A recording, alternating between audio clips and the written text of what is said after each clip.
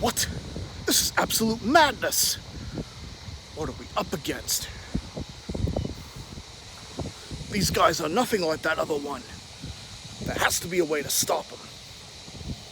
Hey guys, DB right here, and today we're continuing with What If Tien Shinhan Stayed Evil? And continuing exactly where we left off. Now, Tien and Piccolo, who are training together and training up Gohan.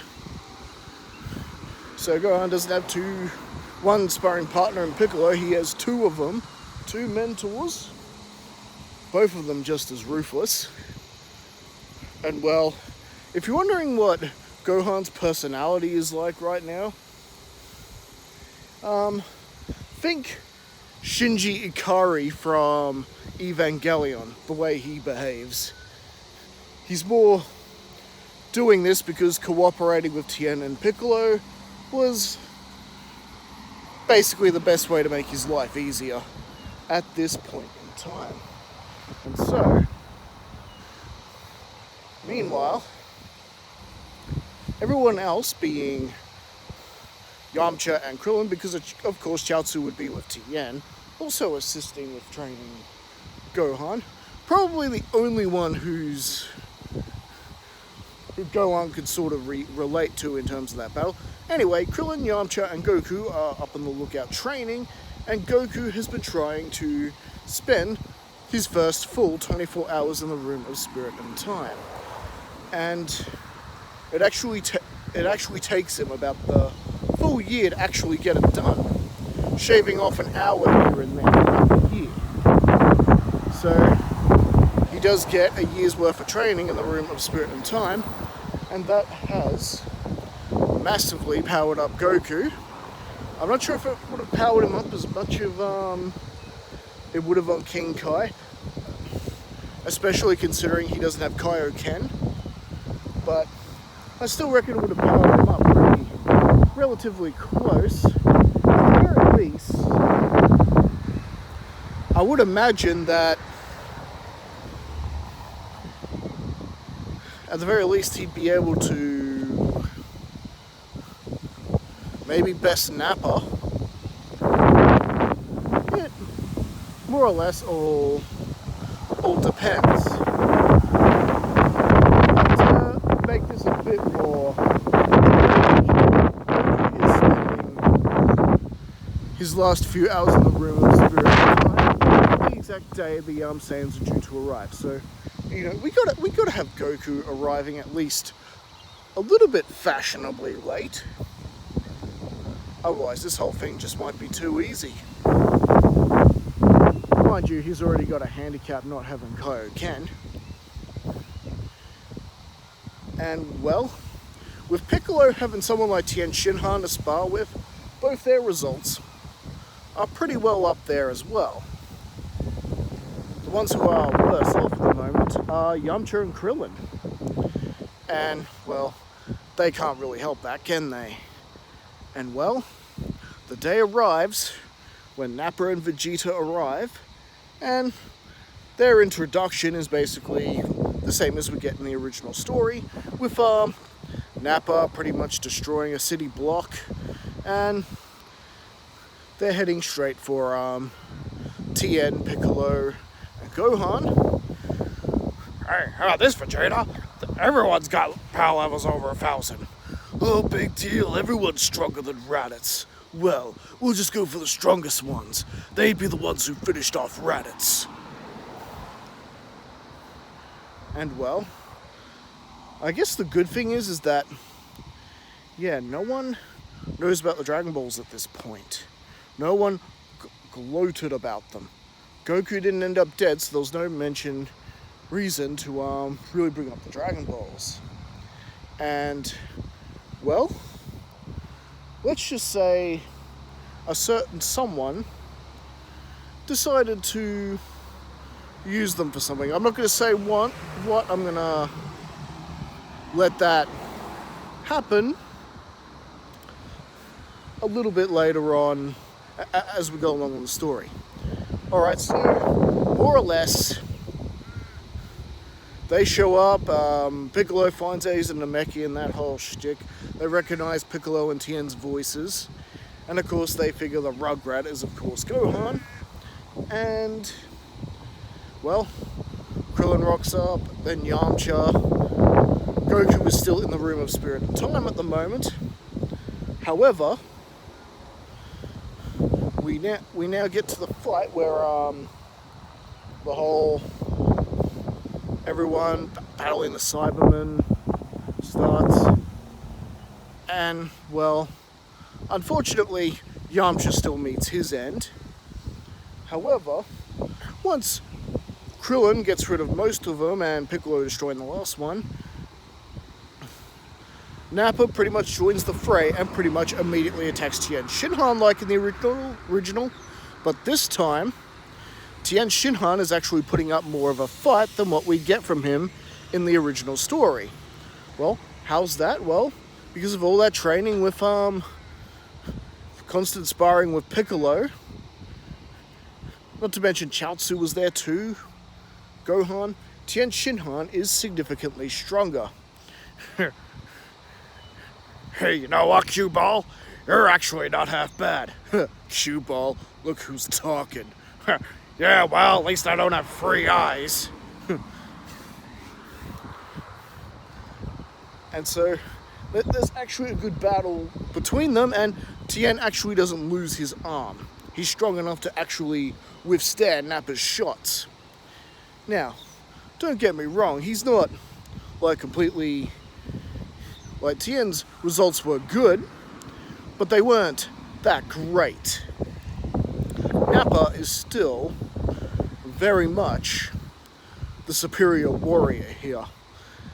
And, well, let's just say, well, thanks to Tien and Piccolo, and not to mention, not the first time they've teamed up together, they're actually are better off working together and catching Nappa off balance that way.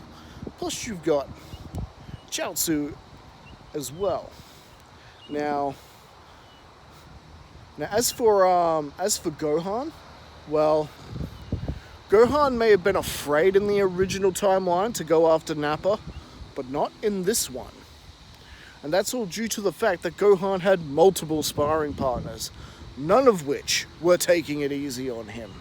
So, going through training with Piccolo, and whenever he wasn't constantly sparring with Piccolo, he's sparring with Tien Shinhan or Chaozu. And then of course he'd be sleeping and taking a nap. But yeah, having 3 different fighters, each of them with their own fighting styles going in at him, different abilities. Yes, Gohan is not the least bit intimidated by Nappa in this timeline. So, in a way, yeah, Nappa's beginning to feel a little bit overwhelmed. That's it, I'm done playing around. Nappa gets in there with his full power. He's done playing kids' game. He manages to get a hold of Chaozu, pretty much throws him up in the air, and does his little, yeah, that attack he does. Chaozu is pretty much obliterated, and as we know from history, and this version of Tien is no different in this regard, yeah, Chaozu being hurt, being no more, is, well, that's enough to put Tien on edge. But hey, at least only Chaozu's only died once this time, right? Right? Actually, yes, so at least the Dragon Balls can revive him. But still, at the heat of the moment, Tien does fire a devastating tri-beam, and this actually does significantly more damage than what we see in the original. Yep, Nappa's armor is ruined, damaged, and he himself has been marked up pretty good by it as well. However, just as everyone was preparing to fire a key blast to pretty much finish off Nappa, well, You can imagine this is where Vegeta pretty much gets involved. Oh, I can't believe we're gonna step in from a bunch of weaklings. Nappa, that's enough. You've embarrassed us long enough. We need to take him down now, before they do some real damage. Huh. Yeah, you're right. And that Kakarot still hasn't shown his face either. And well, he's more or less about to, because he has indeed emerged from the chamber. He's on his Nimbus, on his way to the battlefield now. And, well, it doesn't take long for everyone to start sensing his approach. Huh? What? What do you mean he's not? What do you mean he's on his way? Huh. Coward couldn't even be rats on his own. As if he'd face us, right, Vegeta? Vegeta's on his scouter, and yes, there is a very high power level approaching them. This one, it's more or less of what they're getting from what they got in the original reading. A power level of at least 5,000 heading towards them. And of course, that could also mean that Goku, of course, isn't powering up yet. So it could be somewhere from 9,000 to 10,000 if he really gets going. But of course, keeping in mind, once again, he doesn't have Kaioken to help him this time. And, well, Vegeta is beginning to realize that things might turn very ugly for them if they don't deal with these guys right now. If they all team up together with Kakarot, if this is indeed Goku approaching them, it could get very ugly for them real quick. However, before Nappa and Vegeta could even do anything, suddenly the sky goes black. That's it. The sky goes black. We know what this means. Someone has summoned the Eternal Dragon. Now, it's not Goku. Well, if it's not Goku, then who else do we have? Well, let's just say that under Kami's advice, everyone throughout the entire year, being Bulma, Roshi, pretty much most of your characters who don't do much in Dragon Ball Z, have pretty much taken up arms and gone Dragon Ball hunting to release a certain wish at a certain time, and that moment was now, using the Eternal Dragon to awaken the potential of every warrior battling the Saiyans. Now, a bit of a stretch, but when you consider that Porunga could awaken the potential of a Z Warriors and such that we see in the Namek Saga, and we see Shenron do this later on for Piccolo in that new Dragon Ball Super movie. I forget the name of it. Anyway, I think a bit of a stretch, they could raise everyone's power levels. Now, of course, their power levels wouldn't go up by much, but it's enough to keep them in the game that, well,